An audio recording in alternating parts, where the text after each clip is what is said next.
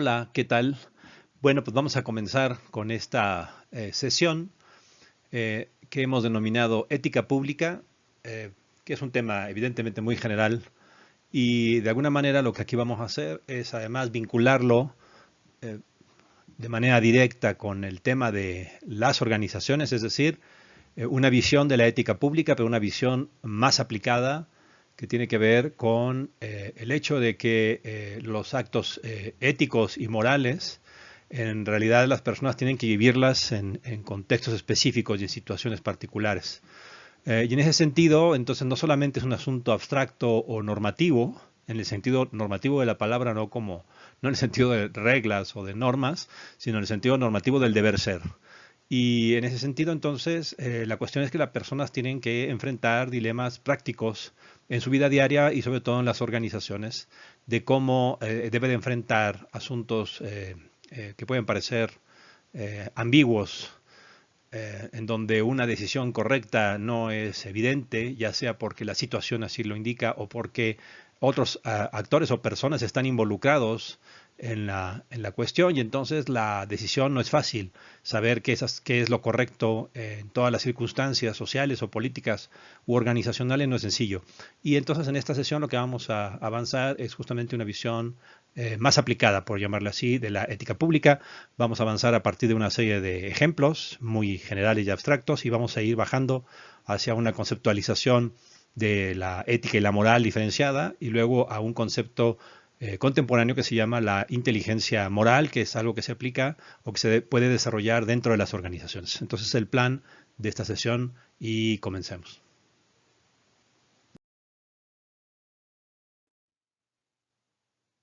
Con el fin de observar cómo la cuestión de lo que se refiere a los actos adecuados, correctos, debidos o indebidos, no solamente es una cuestión abstracta, normativa del deber ser, decíamos hace rato, sino que tiene que ver con elementos sociales e incluso algunos van a argumentar biológicos, algunos van a argumentar psicológicos, cómo la situación, lo que aquí llamamos la situacionalidad, afecta y es importante para la consideración de los elementos éticos y de las construcciones morales. Entonces, para generar una visión intuitiva, quisiera yo poner este primer ejemplo, que es una fábula.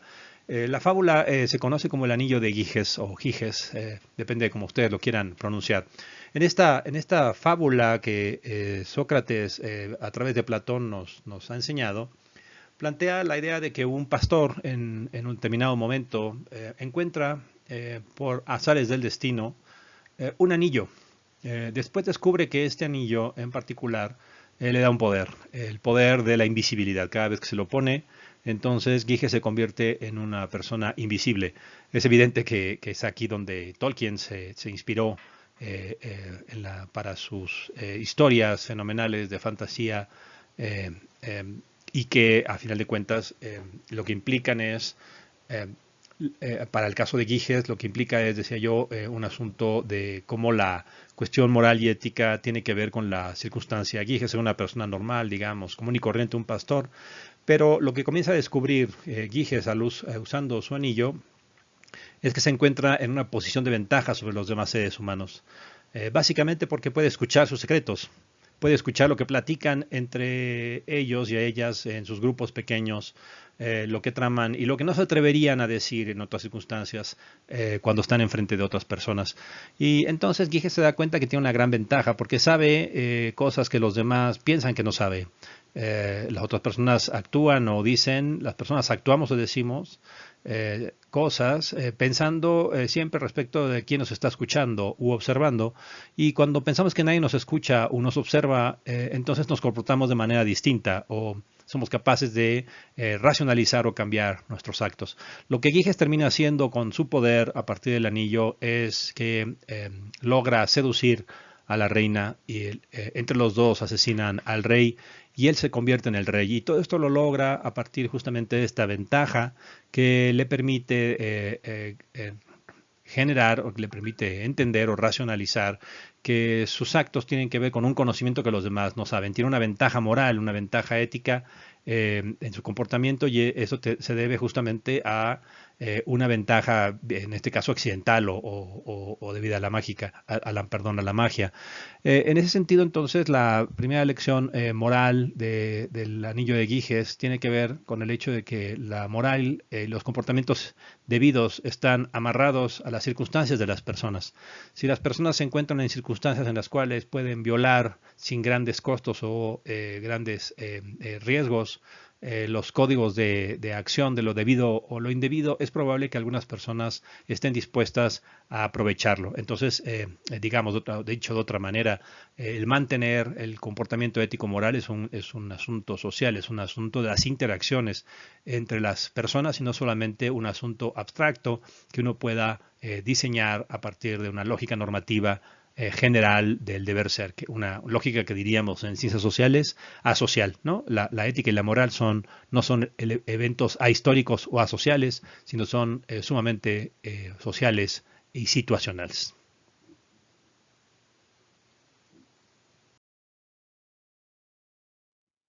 El segundo ejemplo del que vamos a hablar es un ejemplo bastante extremo, pero que forma parte del debate contemporáneo y tiene que ver con el asunto biológico.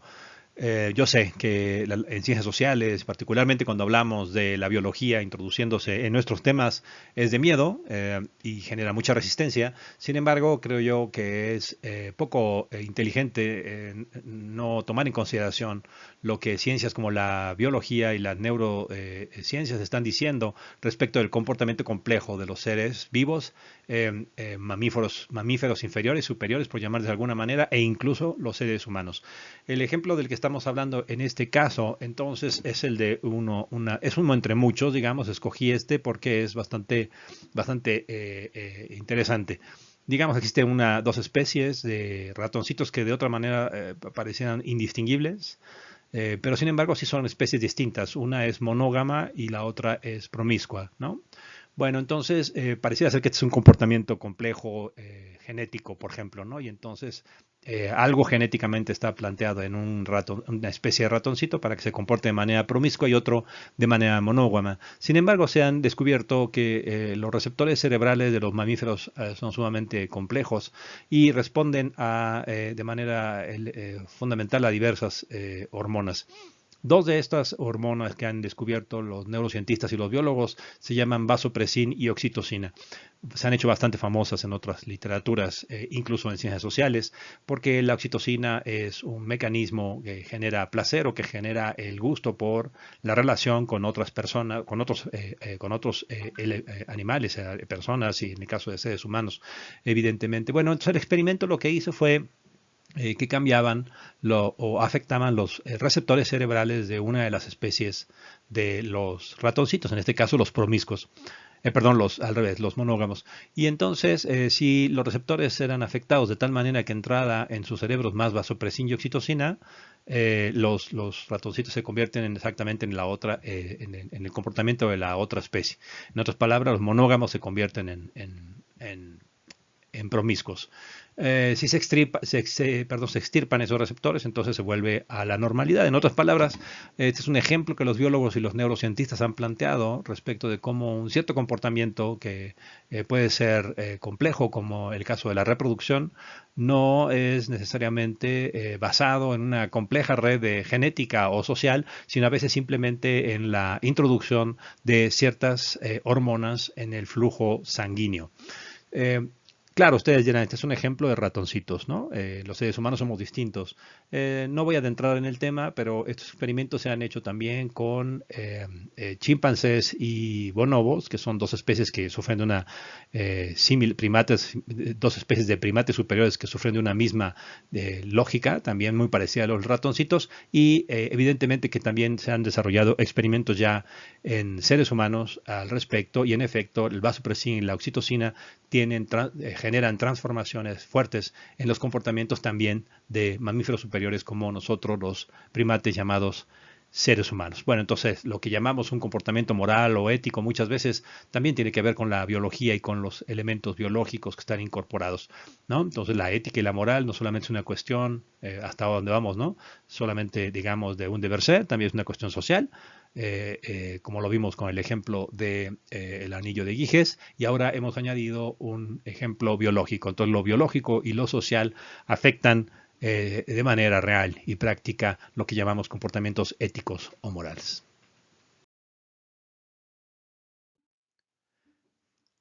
Así como el primer ejemplo fue una fábula que nos refería a la cuestión social o societal de los actos debidos e indebidos, y el segundo ejemplo nos llevó en el extremo de la biología y de las neurociencias, nuestro tercer ejemplo tiene que ver con otra disciplina, la disciplina de la psicología, sobre todo de la psicología social. Y para esto vamos a hablar de uno de los casos más famosos que transformaron fuertemente lo que se planteaba en términos de comportamiento complejo a partir de la relación entre psicología y cerebro. El ejemplo es una situación bastante extrema de un trabajador ferrocarrilero de principios del siglo XX en Estados Unidos, de apellido Gage, una persona normal, tranquila, trabajadora, que sufre un accidente terrible en la construcción de las vías del tren, donde les calculan mal el efecto de la dinamita y uno de los tubos que ustedes pueden ver en la pantalla y en la presentación, sale disparado y le atraviesa el cráneo de tal manera como ustedes están viendo en la pantalla. Por más impresionante que pueda parecer y por más sorprendente que pueda parecer, Gage sobrevive a este accidente. La cuestión es tan curiosa y tan extraña que Gage nunca perdió el conocimiento. Dicen que la escena fue impresionante para los que lo presenciaron. Pues en efecto, Gage se levanta perfectamente racional, incluso puede ver con un ojo, el otro lo pierde, evidentemente, como ustedes pueden ver en la figura, y puede hablar y se encuentra en condiciones. Bueno, pues lo llevan evidentemente al hospital y logran quitarle esta barra de acero que se le atravesó en el cráneo. Y por sorprendente que parezca, Gage sobrevive varias décadas después de este accidente. ¿Por qué es importante para nosotros en este curso? Bueno, porque como ustedes pueden ver, la barra afectó una parte del cerebro. Una parte del cerebro que al principio del siglo XX todavía no se comprendía exactamente qué funciones principales tenía, ¿no? El cerebro en realidad tiene funciones, no están segmentadas perfectamente, son funciones que están combinadas, pero sí ciertos números de neuronas sí están más conectadas en ciertas cuestiones que otras. Bueno, ¿qué le sucede a Gage? Gage pierde una capacidad muy importante. Gage puede hacer matemáticas, puede hablar, puede relacionarse, se acuerda de su pasado, no ha perdido la memoria, no pierde ninguna de estas facultades que llamaríamos clásicas de la persona racional. Pero lo que sí pierde Gage es la capacidad de empatía. Después de muchos años, los psicólogos y psiquiatras que lo siguen le dan seguimiento a su vida a través de los años, se dan cuenta que Gage pierde sus trabajos, es incapaz de mantener una relación con otras personas, les dice a las personas cosas hirientes y no se da cuenta que les está diciendo cosas hirientes y por lo tanto pierde amistades muy rápidamente. Y en realidad, digamos, en este ejemplo que acabo de poner, él les dice cosas hirientes y no se da cuenta que le estás diciendo cosas hirientes. ¿Por qué? Porque ha perdido por digamos, esa afectación en esa parte del cerebro, ha perdido la capacidad de empatía. No puede, en otras palabras, comprender lo que los otros sienten.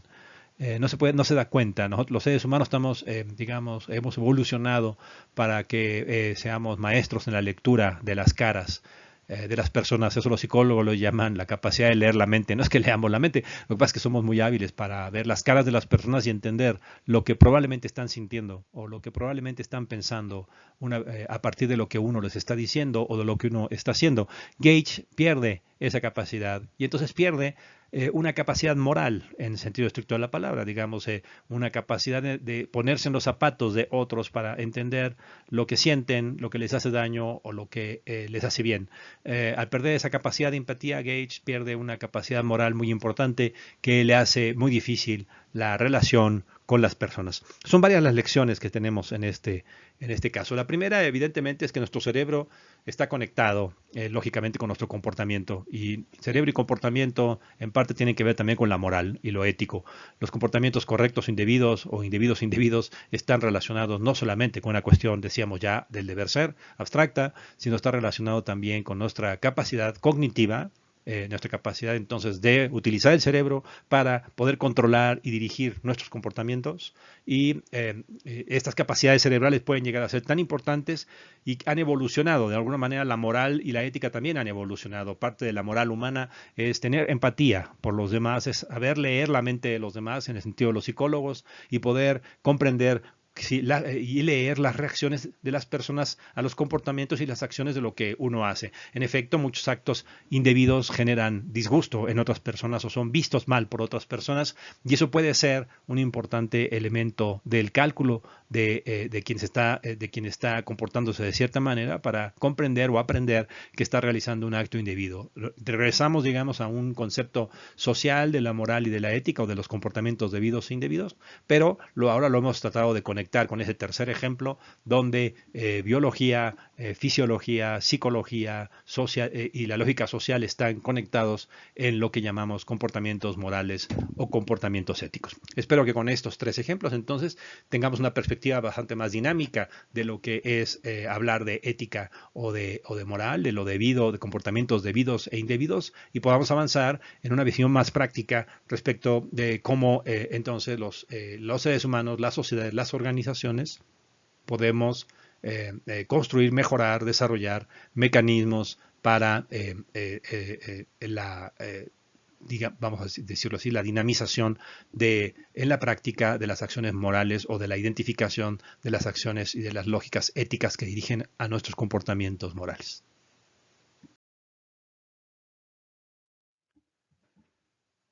Gracias a estos tres ejemplos que hemos planteado, podemos con bastante seguridad entonces decir que cuando hablamos de la cuestión moral y de las guías éticas que pueden dirigir un comportamiento moral que logre diferenciar de manera más o menos adecuada lo indebido de lo debido, podemos decir con mucha tranquilidad, decía yo, que no existe una regla única, que no es una cuestión solamente de una lógica normativa, sino que tiene que ver con una dinámica social, una dinámica entonces que se aprende, que se desarrolla en la interacción con las personas, en el desarrollo de las instituciones como las escuelas o la familia, que forman parte fundamental de este proceso de desarrollo social, que tiene que ver evidentemente con una lógica cognitiva, no es algo, por lo tanto, entonces que hayamos solamente nacido innatamente con ellos, es algo que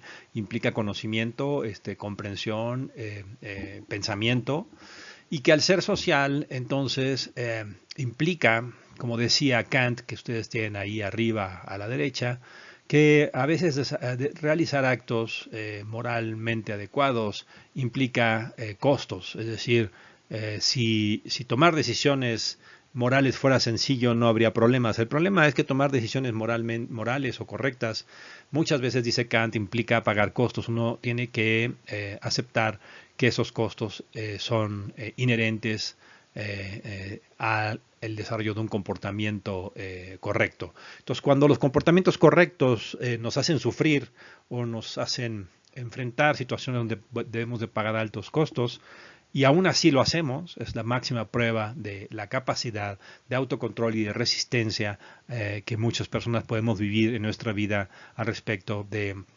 desarrollar actitudes morales. Kant ponía el ejemplo de tu pariente llega a tu casa y le dice que lo está siendo perseguido por la policía por un delito que cometió y pide que lo escondas en tu departamento o en tu casa, y entonces llega la policía y te pregunta si tu pariente muy querido para ti está dentro de la casa, y Kant dice que la respuesta de lo que debes de hacer no tiene ninguna ambigüedad, que tú debes de entregar a tu pariente, que eso es lo correcto a realizar y que socialmente hablando además estás actuando con la verdad, estás creando menos costos en el largo plazo para ti y para la sociedad de tomar decisiones correctas. Kant evidentemente es el extremo de una visión cognitiva y social y bastante racional de la cuestión moral, y mucha gente se resiste a pensar que deba de ser de esa forma. Que lo correcto es algo que si te hace pagar costos, debes aceptarlo sin ninguna duda, aunque los costos por actuar moral y éticamente puedan ser muy altos. Del lado derecho, ustedes ven a otro personaje que también es muy importante, en la argumentación filosófica y social e incluso legal de la cuestión ética y moral, que es Jeremy Bentham. Ahorita les platico un poco más de esa foto que es muy extraña, pero Jeremy Bentham, digamos, tiene una posición distinta a la de Kant, donde el actuar ético y moral no solamente es individual, sino colectivo. Y entonces lo que se plantea es lo que se ha llamado el utilitarismo. En otras palabras, un acto es correcto cuando genera el mayor beneficio para el mayor número de personas. Esta es una lógica cognitiva de lo moral bastante más calculadora, ¿no? Y a diferencia de Kant, donde el cálculo de los costos no importa, en Bentham es exactamente lo contrario. Los costos importan un montón. Y entonces la clave no está en si se hace lo correcto o lo incorrecto individualmente, sino se hace lo correcto de tal forma que uno pueda calcular que se hizo el mayor bienestar para el mayor número de personas. Ha sido bastante criticado también el utilitarismo benthamiano, porque obviamente algunos llevan al extremo su argumentación y dicen, bueno, entonces habría que dejar morir a los pobres de hambre para que entonces la mayor cantidad de personas pueda tener alimentos y desarrollo social gracias a que desaparecieron los pobres, digamos. Es un ejemplo bastante burdo porque Bentham nunca quiso decir eso, pero bueno, es una manera, digamos, un ejemplo adecuado de plantearse el extremo del utilitarismo. Lo que podemos ver con estos dos, además quisiera yo enfatizar, es que las cuestiones morales y éticas, cuando se introducen en la lógica social, en la situación o la situacionalidad, como lo hemos llamado aquí, se convierten en elementos con un gran potencial de ambigüedad. Y entonces la pregunta es cómo las personas se enfrentan esta ambigüedad. Y eso va a ser clave en la práctica de la lógica ética y moral en la acción.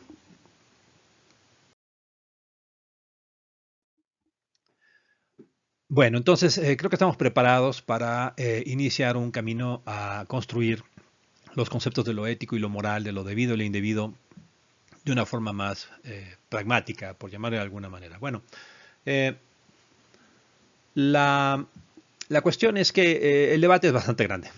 Si me apresuran, yo les puedo decir que no, los expertos y los filósofos no están completamente de acuerdo en la diferencia entre lo ético y lo moral, ¿no?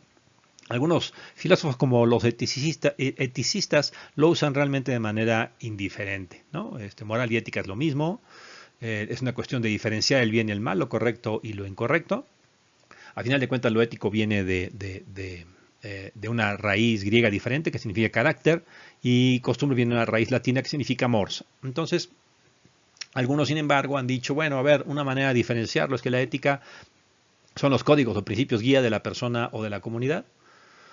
Y la moral son los principios o creencias de la persona o la comunidad, ¿no? En otras palabras, la moral tiene que ver con las creencias y los principios generales y la ética con los códigos a partir de los cuales una sociedad trata de enfrentar directamente o guiar a las personas respecto de esos códigos morales.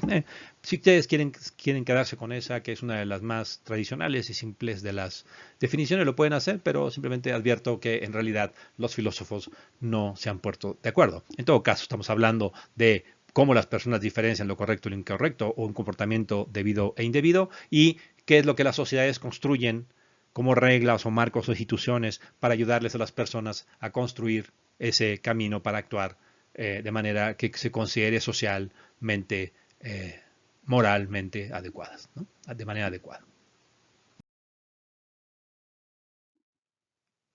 Simplemente entonces aquí enfatizamos, ¿no?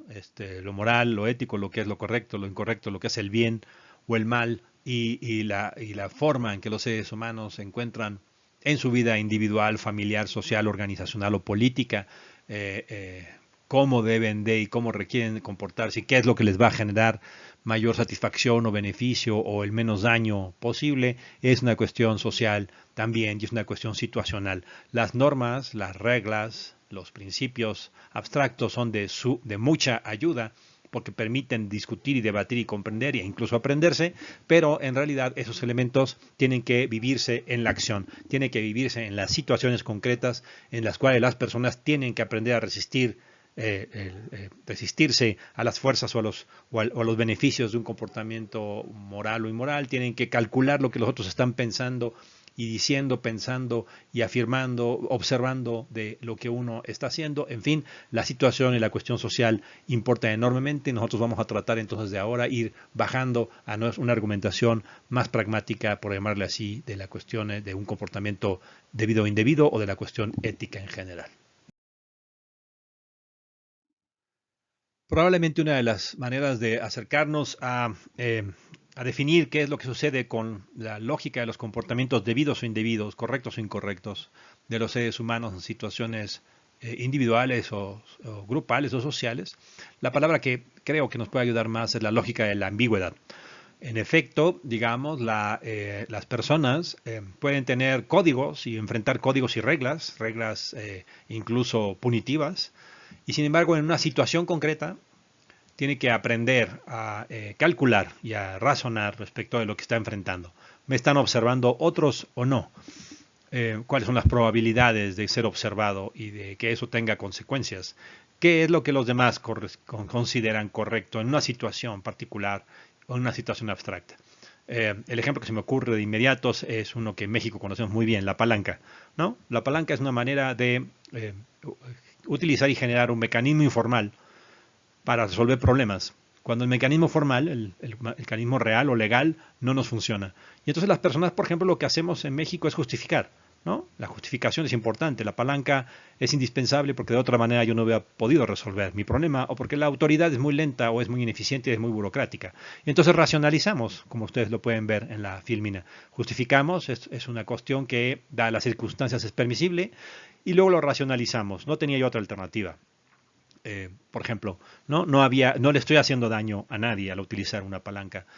No estoy afectando negativamente, u otros son peores que yo. En realidad, el daño que yo hago es muy pequeño, ¿no? Y entonces, eso es un buen ejemplo de cómo las personas tienen que enfrentar en la práctica lo que es correcto o lo que es incorrecto a partir de pensar lo que los demás piensan que es adecuado o no, si se ha observado uno o no. Y ahí viene el asunto de los cálculos, ¿no? Uno calcula, puede ser muy importante que uno calcule los costos. Si un acto es legalmente reprensible, pero socialmente aceptable, como nos pasa mucho en México, algunas personas pueden calcular que el costo de irse por el camino formal, el legal, es bastante más alto que el costo de irse por el camino informal, incluso un costo moral, paradójicamente que suene, ¿no? Es decir, tú no quisiste resolver un problema vía las palancas y entonces tu familia te reprocha porque te fuiste por el camino legal y formal, que es mucho más largo e incierto en las circunstancias en las cuales estamos hablando de este ejemplo de las palancas.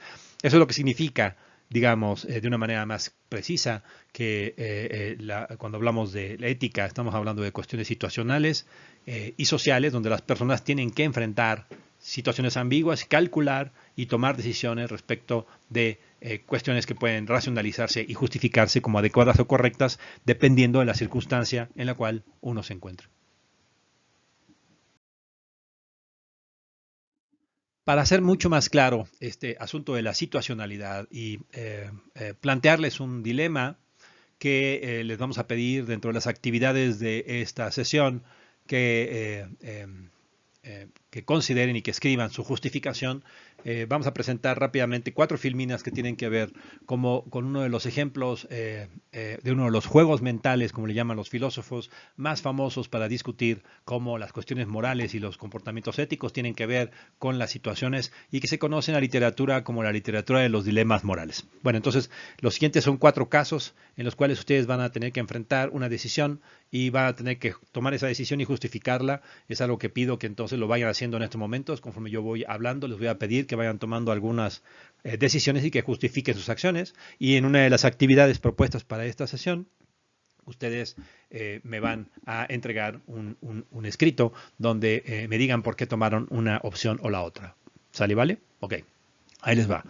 Vamos a suponer que en este es un juego mental, ¿no? No es un juego real, es un juego mental. Ustedes tienen que ayudarme poniéndose en la posición de que no hay más alternativa de la que yo aquí les estoy diciendo. Bueno, entonces, usted es el que está, esa persona que está en el dibujo con una palanca. Usted, no me pregunte por qué, está viendo que viene un trolebús y ese trolebús no tiene conductor. No me pregunte por qué, pero aquí, así es la circunstancia. Usted sabe que ese trolebús va a irse por la vía de arriba. Perdón, por la vía de abajo, evidentemente, ¿no? Y entonces da la circunstancia muy extraña, pero real en este caso, que ahí hay 5 personas amarradas. Usted sabe que el trolebús va a una velocidad tal que las 5 personas que están amarradas en el tren, en la vía del tren, van a morir. Usted puede tomar una decisión en ese momento. Está justo a tiempo, no tiene mucho mayor tiempo para pensarlo, tiene que tomar una decisión veloz. La decisión es mover la palanca. Si usted mueve la palanca, va a desviar el tren hacia la vía de arriba y ahí entonces, no me pregunte por qué, pero solamente hay una persona amarrada a las vías del tren. La cuestión entonces es un dilema. ¿Debe usted o no debe usted mover la palanca?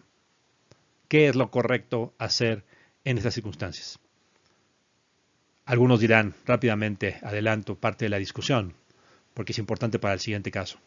Bueno, algunos dirán, yo sí muevo la palanca porque se van a salvar 5 vidas a costa de una, 5 menos una, 4, entonces salvaron 4 vidas, ¿no? Desafortunadamente falleció una, pero no fallecieron 5. Otros van a decir, no, no es correcto mover la palanca, porque en realidad ningún ser humano, no se puede calcular, perdón, más bien la vida de ningún ser humano, ni decir que 5 vidas valen más que una. Esa es la posición kantiana, como la habíamos visto en las anteriores fílminas. Bueno, entonces usted aquí tiene que reflexionar, por favor reflexione con calma, piense las razones por las cuales haría una cosa o la otra, y piénselo porque les voy a pedir que como parte de las labores para esta sesión, usted me entregue esas justificaciones. Ya que tiene su decisión, le hago pensar simplemente una circunstancia. Supongamos que entonces ya usted decidió mover la palanca o no mover la palanca, y entonces llegan los familiares de las personas que están amarradas. Y entonces usted decidió, por ejemplo, no mover la palanca, y entonces murieron 5 personas. Los familiares de una persona le van a decir que qué bueno que lo hizo, pero va a tener eh, los reclamos de las otras 5 familias que le van a preguntar por qué en efecto no lo hizo usted. ¿Sí? Entonces usted tiene que tener una justificación muy buena para defender la decisión que en este dilema moral usted tuvo que enfrentar. Muy bien, ahora vamos a cambiar un poco las circunstancias del tren y yo quiero que usted se acuerde de la decisión que tomó antes. Bueno, en esta circunstancia es un poco diferente, pero hay 5 personas amarradas que van a morir si el tren los alcanza. Acá usted no tiene una palanca, sino más bien tiene una persona de dimensiones importantes. Y usted sabe que si empuja a esa persona del puente y la persona cae, va a morir porque va a ser atropellada por el tren, pero también usted sabe que va a salvar a las otras 5 personas que están en la vía del tren. Bueno, entonces nuevamente le pido que reflexione un poco y se pregunte, ¿usted en esa circunstancia aventaría a la persona de importantes proporciones para detener el tren? ¿O lo consideraría que no debería de hacerlo? Sobre todo le pido que usted considere si en la primera decisión usted decidió sí mover la palanca, es decir, decidió que desviar el tren a matar a una de las personas, la que estaba amarrada, si usted recuerda bien. Bueno, acá cuál es la diferencia entonces de utilizar a la persona de grandes dimensiones y empujarla para detener el tren. Si usted me dijo que 5 vidas valían más que una, entonces usted debería de pensar probablemente que debería empujar a la persona. De una vez, persona de grandes proporciones. De una vez le advierto que muchas personas aquí pueden comenzar a discutir que los dos casos presentan dilemas distintos. ¿Por qué? ¿Cuál es la justificación en un caso y no en el otro? Si usted dijo que sí movía la palanca en el primero, ¿por qué no va a empujar a la persona en el segundo? ¿Cuál sería su justificación y su razonamiento al respecto de este dilema moral?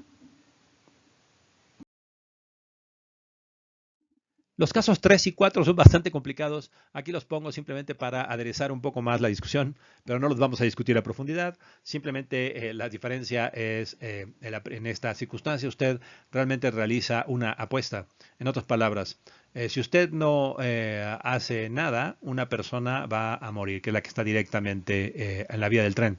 Ahora, si usted mueve la palanca, existe 75% de probabilidad de que nadie muera, de que se desvía uno, ¿no?, a una vía donde no hay personas, pero existe un cuarto de oportunidad de que mueran 5. Entonces aquí usted se enfrenta a un dilema moral similar pero distinto al mismo tiempo. Es similar porque está hablando de una, cinco o cero personas en esta circunstancia, nada más que cero personas puede tener la posibilidad de que en vez de haber matado a cero o muy seguramente a una, usted acaba matando a cinco personas por mover la palanca. Piense un poco esto al respecto, es una derivación interesante del caso del tren. Un caso similar, ya terminamos con esto en el caso de los trenes. Ah, no, todavía no terminamos, pero bueno, un caso similar es el de si usted no hace nada, van a morir cinco personas. Si usted mueve la palanca, no sabe cuál, pero el tren se va a mover a la vía A o a la vía B. Y entonces en la vía A usted tiene a 10 personas y en la vía B 9, digo una. Entonces aquí usted se enfrenta a un dilema, 5 van a morir si usted no hace algo. Si usted hace algo, puede ser que muera solamente una persona, pero también puede ser que mueran el doble de personas que hubieran muerto si usted no hubiera hecho nada. Otra vez es reflexione y justifique por qué en una circunstancia particular usted en esa circunstancia qué es lo que haría y qué consecuencias tendría que enfrentar y si usted pensaría que cometió, o más bien decidió, por hacer un acto lo más moral y lo más correcto posible en estas circunstancias.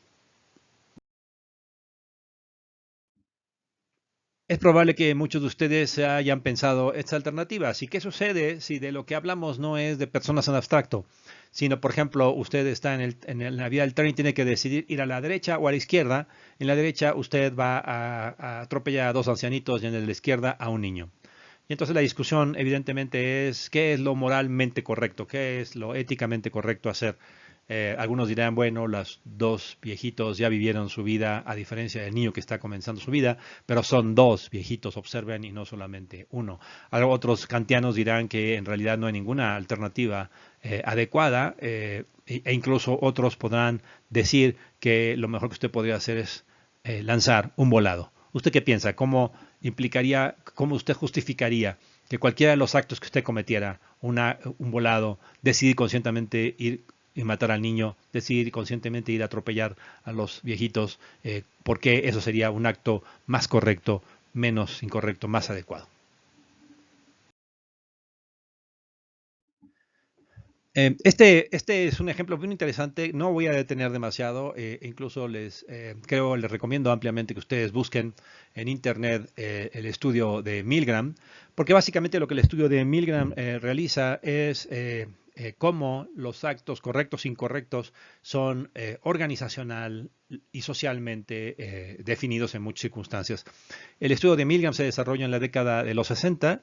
Es un estudio bastante criticado por los elementos éticos propiamente dicho del desarrollo de la investigación, pero sus descubrimientos son hasta hoy día todavía siguen en un debate muy fuerte y muy importante. Básicamente lo que aquí sucede es un experimento donde se le dice a las personas que se les va a pagar por participar en el experimento. Es un experimento de aprendizaje donde va a haber un sujeto que va a hacer una serie de preguntas y otro sujeto que va a tener que contestar esas preguntas. El sujeto que contesta las preguntas va a estar amarrado a unos cables que están agarrados a una máquina que da toques eléctricos. ¿Quién da los toques eléctricos? Los decide o los define el sujeto, la persona que ha aceptado participar en el proyecto y que hace las preguntas. Cada vez que el sujeto contesta lo hace mal, entonces el que hace las preguntas debe de darle un toque, debe de mover una palanca y le da un toque. Cada vez que se equivoca, el toque va subiendo de intensidad en términos de voltios, que puede llevar desde 5 voltios hasta 400, lo cual 400 es profundamente doloroso. Eh, eh, el experimentador, como ustedes lo ven ahí, está vestido con una bata blanca, es un experimentador muy reconocido, en fin, tiene su tablita, tiene su bata, parece muy legítimo, y entonces el experimentador es el que le va diciendo, usted debe darle el toque, vaya dándole el toque, no haga la pregunta, si se equivoca, darle el toque, súbale a la palanquita de 5 a 10, y luego a 15, y luego a 20, y luego a 25. Bueno, los resultados, perdón, antes de hablar de los resultados, solamente quiero decirles que en realidad no se le está dando ningún toque a nadie.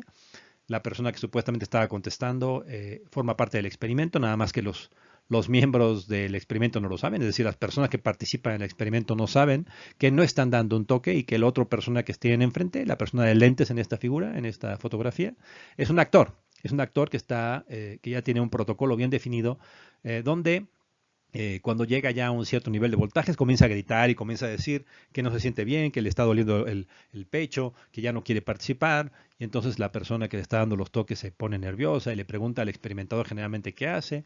Y el experimentador le dice, usted continúe, siga dando toques, ¿no? Y entonces, ¿qué es lo que sucede? Bueno, bajo el experimento básico, porque fueron muchos, los resultados son muy impresionantes, ¿no? Aproximadamente el 63% de las personas están dispuestas a llegar al máximo nivel de castigo, a subir hasta 400 voltios el castigo. Eh, Fue un descubrimiento muy sorprendente porque todas las personas del experimento eran personas comunes, corrientes, jefes de familia, mujeres, amas de casa, trabajadoras. La gente, como ustedes pueden ver en la foto de arriba, sufría bastante cada vez que daba toques, pero aún así, cuando el experimentador les decía, yo tomo la responsabilidad de usted siga, un buen número de personas lograron llegar a dar toques. La circunstancia era tan extrema que el actor se le había pedido que cuando llegara a un cierto nivel de toques se hiciera el desmayado. Entonces ya no respondía a las preguntas, evidentemente, y por lo tanto recibía el toque y el 63% de las personas, aún en esas circunstancias, decidieron que lo correcto era seguir dando los toques. ¿Por qué? Bueno, este experimento es un experimento que muestra la importancia, por ejemplo, de la jerarquía. Las personas cuando enfrentan una jerarquía, en ese caso un científico, un experimentador de bata blanca, que les dice que toma la responsabilidad y que es una autoridad científica, que el experimento debe de seguir su curso, etcétera, frases que ya tenía preparadas el experimentador, la gente enfrentando a la jerarquía le cuesta mucho trabajo resistirse. El otro porcentaje de gente que se resistió y que en algún momento dejó el experimento porque no estaba dispuesta a seguir dando de toques a las personas. También cuando les entrevistaban al final, la mayor parte decía que habían sufrido mucho, que les había costado mucho trabajo enfrentarse a la autoridad y decirles que no y rebelarse contra la instrucción de una autoridad que les decía enfáticamente que debían de continuar. El experimento tiene muchas variaciones. Por ejemplo, cuando el experimentador se quitaba la blanca, no tenía bata blanca, sino una azul, el número de gente que se rebelaba era mayor. Es decir, el número de gente que se negaba a seguir el experimento era mayor. ¿Por qué? Porque una bata blanca habla de más jerarquía y más estatus que una bata azul. También, si la persona tenía que tocar a la persona a la cual le tenía que dar el castigo, para darle el toque, también bajaba el nivel de aceptación de las órdenes de la autoridad. En fin, es un experimento muy interesante y a mí me ayuda en esta sesión a introducir la variable organizacional. La jerarquía, la autoridad forman parte sustantiva del cálculo que las personas hacemos para definir lo que es lo correcto y lo incorrecto y también para definir los costos y los beneficios de un acto debido o indebido, y sobre todo para racionalizarlo, ¿no? Recordemos cómo las personas aquí les preguntaban, ¿pero usted se hace responsable de lo que sucede? Y cuando la autoridad decía, sí, yo me hago responsable, las personas estaban dispuestas a seguir dando toques hasta niveles muy altos de sufrimiento a la otra persona. La jerarquía, la autoridad, la idea de la legitimidad de la autoridad acaba siendo muy importante y de un peso sustantivo en las sociedades contemporáneas. La introducción de la variable organizacional entonces nos permite adentrarnos en una visión más práctica del tema de ética que estamos desarrollando en esta sesión. Uno de los conceptos que se ha desarrollado en las discusiones organizacionales tiene que ver con la idea que se ha llamado inteligencia moral. En otras palabras, las personas enfrentan una balanza, un dilema en su acción social y sobre todo en las organizaciones. Tienen un mundo normativo de leyes, reglas, de códigos de ética, de pasos, de procedimientos, pero también viven en un mundo real, donde las personas tienen diferentes valores, saben que utilizan criterios en un momento determinado, a veces es más importante ser eficaz que eficiente, a veces es más importante ser transparente que efectivo. Eh, Tienen que vivir entonces en las lógicas de muchas reglas de diferentes organizaciones. Una regla que vive que es correcta en una organización no es correcta en otra organización, en un tipo de organización. Uno le puede hablar de tú a los jefes y en otra organización uno no puede hablarle de tú a los jefes porque se insultan. Bueno, eso tiene uno que aprenderlo en la práctica. La situación acaba siendo muy importante. Entonces las personas tienen que generar en la práctica un balance y de cómo la organización nos introduce en estas dinámicas y cómo las plantea y cómo nos las introduce como cultura organizacional o como práctica organizacional acaba siendo determinante. Es decir, muchas decisiones que las personas toman lo hacen en contextos organizacionales en los cuales esos contextos han, por así decirlo, estructurado ya de alguna manera los límites y las posibilidades de lo que es un acto correcto o incorrecto, debido o indebido. Acá ponemos algunos ejemplos de la situacionalidad, ¿no? Digamos, entonces las personas vivimos en un mundo dual. Por un lado, el deber ser, ¿no? La norma es primero, los códigos de conducta son importantes, existen sanciones y premios, ¿no? Y esas reglas tienen que seguirse. Y entonces la organización de manera formal nos dice que es así, así es como se vive el mundo. Pero cuando vamos a la situación real, de repente nos encontramos con circunstancias como, bueno, así se hacen las cosas aquí, ¿no? Frase muy famosa en muchas organizaciones en el mundo, no solamente en México. O, por ejemplo, bueno, esto no me gusta lo que estoy haciendo, pero en realidad te dicen, bueno, es que no hay otras alternativas.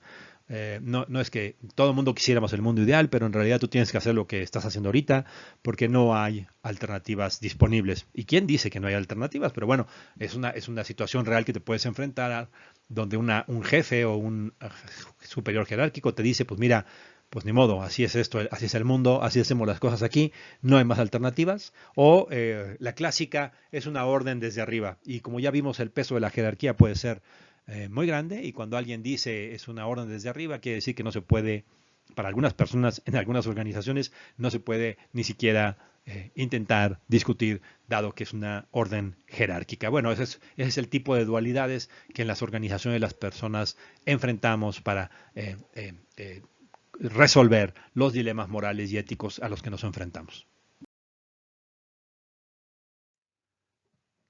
¿Cómo las organizaciones nos estructuran entonces las decisiones morales y las decisiones y los dilemas éticos que tenemos que enfrentar? Bueno, aquí en esta filmina vemos tres cuestiones sobre las cuales, a través de las cuales las organizaciones nos estructuran.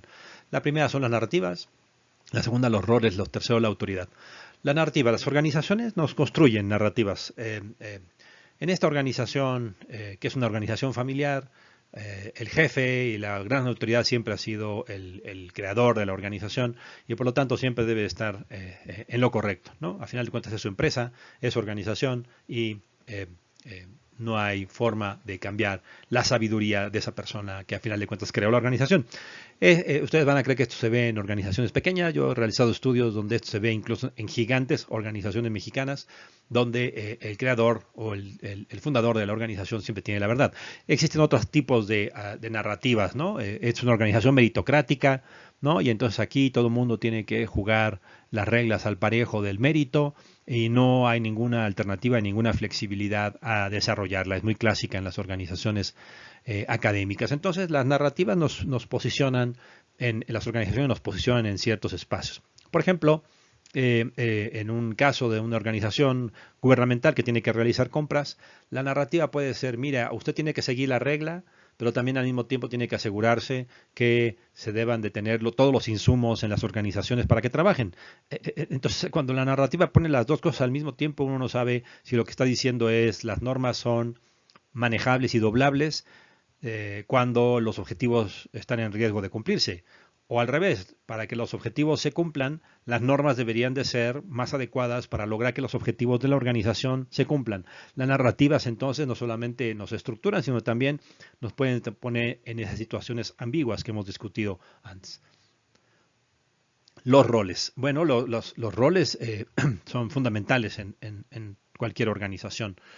Usted es el profesor y ustedes son los alumnos, y entonces los roles es que el profesor siempre tiene la razón y los alumnos solamente deben de sentarse a escuchar y aprender, por ejemplo, ¿no? Puede haber organizaciones académicas que no hagan eso, pero digamos, estamos simplemente lo estoy planteando como un rol. Usted es una parte que está en la lógica jurisprudencial y usted está en la lógica administrativa, entonces son absolutamente diferentes, sus roles están predefinidos y no se puede salir y no puede violar las reglas de los roles, ¿no? Los roles nos estructuran, y eso puede decir, bueno, cosas como su rol no está en crear ideas, su rol está en ejecutar. Usted no se ponga a ponerse imaginativo, ¿no? Usted lo único que tiene que hacer es ejecutar las cosas. Bueno, ok. Los roles se estructuran, ¿no? Y entonces alguien que se pone imaginativo o innovador comienza a ser mal visto, puede ser planteado como alguien que está haciendo un acto moralmente ilógico dentro de la situación de la organización en la que se encuentra. Por último, la autoridad que ya le hemos explicado, ¿no? Que con el ejemplo de Milgram, donde a veces las organizaciones muy jerárquicas y verticales hacen que las autoridades sean las máximas decisoras de todo, ¿no? Y entonces la autoridad jerárquica simplemente es empujar la responsabilidad hacia arriba, porque todas las decisiones se pueden tomar solamente por lógicas de autoridad. Si una autoridad dice que hay que doblar la regla, entonces es correcto hacerlo y se justifica y se racionaliza. Ese es el ejemplo extremo a través del cual las organizaciones, vía la autoridad, nos pueden estructurar a definir lo que es un acto correcto o incorrecto en la práctica. Lo que en otras palabras estoy diciendo es que todos estos elementos, las narrativas, los roles, la jerarquía, pero sobre todo las narrativas, nos guían, ¿no? Nos dan dirección. Son cosas que se comparten y se aprenden y ayudan a vivir, perdón, en las organizaciones de una manera continua. Pero también es cierto que las narrativas nos pueden cegar, ¿no? Nos pueden sesgar, nos imponen cosas que a veces nos damos cuenta que nos damos cuenta al revés, que no se pueden cambiar, y cuando las intentamos cambiar porque pueden ser ilógicas o pueden llevar a actos incorrectos o indebidos de cierta perspectiva, no son tan fáciles de transformar, ¿no? Entonces, es una lógica dual donde son necesarias e indispensables, pero al mismo tiempo pueden tener un lado negativo.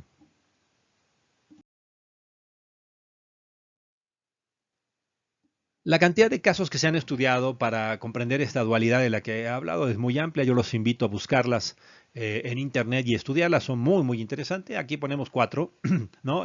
Uno de los más interesantes, por ejemplo, de la ceguera, es el caso de Ford Pinto, que es un auto que en la década de los 70 la Ford se negó a sacar del mercado a la luz de que hizo un cálculo básicamente de qué era más costoso, sacar el auto del mercado o aquellos que se accidentaran por el fallo que tenía, mejor pagar las indemnizaciones de las personas que habían muerto en los accidentes, y decidieron que era económicamente más correcto, más lógico, no sacar el auto del mercado y dejar que se siguiera accidentando. Es un caso de una ceguera, porque digamos el criterio de eficiencia organizacional acabó siendo más importante que el criterio del deber ser respecto de las vidas humanas.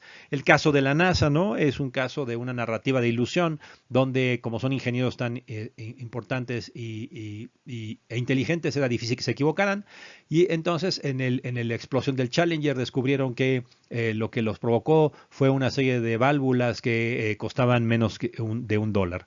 Al final de cuentas, no cambiaron esas válvulas por una serie de contradicciones organizacionales entre los ingenieros y los administradores y los costos, y decidieron seguir con el despegue del Challenger, pese a que había riesgos. Bueno, Enron es muy famoso, ¿no? Como engañó a accionistas, a ciudadanos, al gobierno de Estados Unidos, al gobierno de California, a partir de estar constantemente modificando las reglas de contabilidad, y la gente que estaba afectando esas reglas de contabilidad simplemente siguió las reglas, las normalizó. Incluso muchas personas sabían que estaban cometiendo un fraude en Enron y no hicieron nada, porque al final de cuentas lo correcto era que era una empresa que tenía que ganar mucho dinero y no importaba la manera en que tenía que acabar ganando ese dinero. Y el caso de Chernobyl, que ha sido estudiado ampliamente, donde los científicos y varios de los participantes de la organización de la planta nuclear de Chernobyl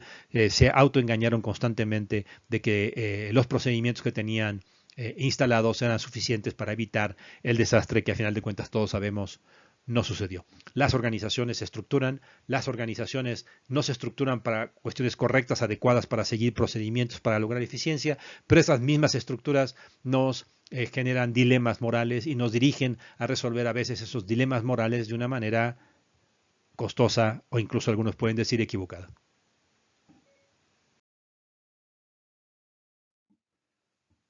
Las organizaciones entonces son criaturas humanas, bastante humanas, es decir, los mismos instrumentos que las organizaciones tienen para dirigir hacia ciertos comportamientos de manera adecuada, para organizarnos, para hacernos que nos coordinemos y logremos objetivos, también puede estar lleno de ilusiones, ¿no? Las organizaciones y las personas tenemos información incompleta, no tenemos el conocimiento total de las circunstancias que están pasando. A veces tenemos que tomar decisiones difíciles y no sabemos con quién comunicarnos, o no sabemos cómo resolver cuestiones que pudieran resolverse discutiéndolo en conjunto, o pensamos que los jefes o el superior jerárquico no nos van a escuchar y entonces nos desesperamos porque no tenemos alternativas. Y eso genera una cascada de errores que está bastante estudiado, como en los casos que dijimos arriba de Enron, de Ford, de Chernobyl, donde una organización que no pone atención a estos elementos, a estos efectos contradictorios de sus normas, de sus procedimientos y de sus estructuras, puede llevar a una cascada de errores que luego será muy difícil de transformar. Desde algún punto de vista de varios investigadores, incluido yo, creemos que esta es una de las razones principales de la sistematicidad de la corrupción en nuestro país. No es una corrupción que solamente se genera a nivel social o a nivel político, se genera también dentro de las organizaciones, tanto del sector público como del sector privado, que lo han normalizado, una cadena, una cascada de errores que normalizan o racionalizan actos indebidos, incluyendo a la corrupción.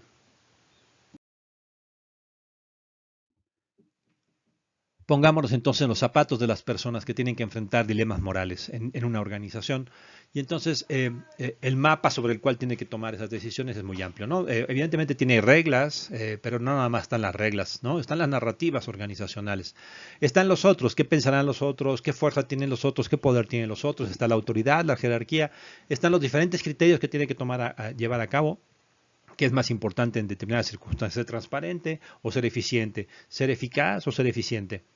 ¿Ser equitativo o ser eficiente? Y las necesidades concretas que tiene que vivir en el día a día. Puestos en los zapatos de una persona en esta lógica organizacional, ¿cómo puede escapar? Es decir, cuando enfrenta una situación, un dilema moral, una decisión compleja, una situación donde la corrupción puede estar sucediendo o diversos actos indebidos como el acoso laboral o el acoso sexual están sucediendo, ¿cómo la persona puede actuar? Tiene que tomar una decisión tomando en cuenta todos estos elementos, y si la organización no ayuda y no apoya a que logre escapar de la normalización de actos indebidos, será difícil que las personas puedan enfrentar con éxito este tipo de dilemas morales. Algunas prácticas organizacionales que se pueden plantear en la práctica. Bueno, muchas organizaciones están involucrando como lógicas de inteligencia moral generar espacios de discusión de alternativas. Las organizaciones abren estos espacios, permiten estos espacios donde las personas puedan pensar y proponer alternativas, sean escuchadas, y entonces las organizaciones no caigan en el túnel donde una sola alternativa es la posible, es la debida, que ya vimos es una de las rutas más directas a normalizar actos indebidos o lógicas de ética cuestionable. Algunos, por ejemplo, incluso llegan al extremo de crear mecanismos de cultura de disidencia leal, es decir, por ejemplo, en grupos de discusión se le plantea a una persona en particular que juegue el papel del abogado del diablo. Es decir, es una persona que se sabe y se le pide que esté pensando alternativas contrarias, diferentes, que esté criticando la alternativa mayoritaria que ha sido consensuada. De esa manera, esa persona, sabiendo que es una persona leal, digamos que no está haciéndolo de mala fe, se puede abrir el espacio a una discusión más abierta donde no solamente el consenso lleve a una ceguera, ¿no? Como le hemos visto en varios de los dilemas morales organizacionales que antes hemos analizado. Estos mecanismos organizacionales tienen que ser explícitos, tienen que ser creíbles, hay que proteger a los que disidentes, hay que proteger que la gente pueda pensar alternativas, comunicarlas y que sepa que no va a tener represalias institucionalmente hablando. No hablamos solamente entonces de cuestiones como acoso laboral o acoso sexual. Es importante proteger también la denuncia y a las quejas. También estamos hablando de opciones donde las personas tengan alternativas para discutir si una práctica organizacional es adecuada y correcta, si una narrativa organizacional no debería de cambiar. No solamente hablamos de casos extremos, hablamos en general de los dilemas que las personas enfrentan ante situaciones concretas en las decisiones que pueden ser ambiguas en una organización. Bueno, pues hemos terminado nuestra sesión. Espero que haya sido interesante. Vamos a adicionar a esta presentación entonces un quiz, unas preguntas de opción múltiple que nos han pedido en la coordinación de este diplomado. y una actividad donde probablemente ustedes puedan aplicar varios de los conocimientos que aquí hemos tratado de transmitir. Les agradezco su atención y dadas las circunstancias complejas que nos han obligado a realizar esta sesión en línea, les mando un cordial saludo y ojalá que en otras circunstancias nos podamos conocer y platicar de una manera más directa. Hasta luego.